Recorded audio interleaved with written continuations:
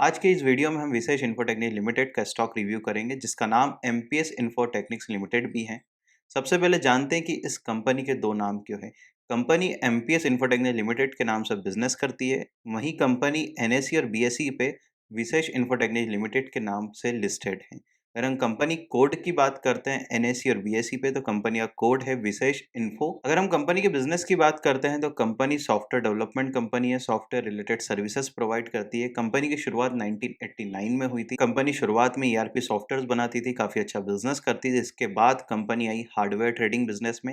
Hardware trading business में simply company del, Samsung बड़ी company से हार्डवेयर खरीदती है और अपने क्लाइंट्स को बेचती है। आपके घर, दुकान, ऑफिस के पास में कोई हार्डवेयर शॉप है, वो जो बिजनेस करता है, एक कंपनी से खरीदता है, अपने क्लाइंट्स, अपने ग्राहक को देता है, वही सेम बिजनेस कंपनी करती है हार्डवेयर ट्रेडिंग के नाम पे। फ्यूचर में इस बिजनेस में कोई ग्रोथ नहीं दिखाई दे रही है। इसके अलावा कंपनी डोमेन रजिस्ट्रेशन के बिजनेस में भी है। इसके अलावा कंपनी के यूएसए में कुछ सर्वर्स भी हैं जहाँ से कंपनी वेब होस्टिंग प्रोवाइड करती है। अगर हम वेब होस्टिंग सेक्टर की बात करते हैं तो काफ़ी कैपिटल इंटेंसिव बिजनेस होता है।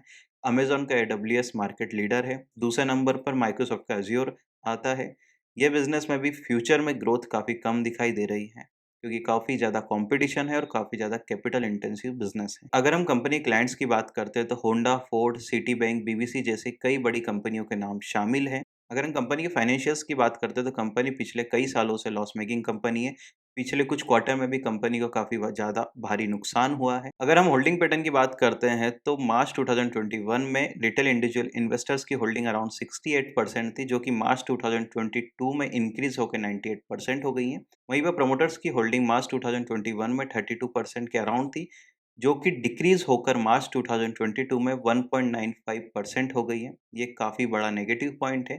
पिछले एक साल में प्रमोटर्स ने अपनी खुद की बनाई कंपनी के शेयर्स मार्केट में बेचे हैं। ये काफ़ी बड़ा नेगेटिव पॉइंट है। अगर हम प्रमोटर प्लेसिंग की बात करते हैं तो प्रमोटर्स ने अपने शेयर प्लेस कर रखे थे, जो कि अगस्त, सितंबर, अक्टूबर वाले मंथ में 2021 में प्रमोटर्स ने अपने शेयर रिवॉक करे हैं। ये एक पॉजिटिव पॉइंट है। अगर डेट की बात करते हैं तो ऑलमोस्ट कंपनी डेट फ्री है, मार्केट में उधार नहीं देना है, ये भी एक पॉजिटिव पॉइंट है। अगर हम फाइनेंशियल रेशियोज की बात करते हैं, return on capital employed, return on equity, return on asset, ये सभी या तो नेगेटिव में है या फिर काफ़ी ज़्यादा पुअर परफॉर्म कर रहे हैं।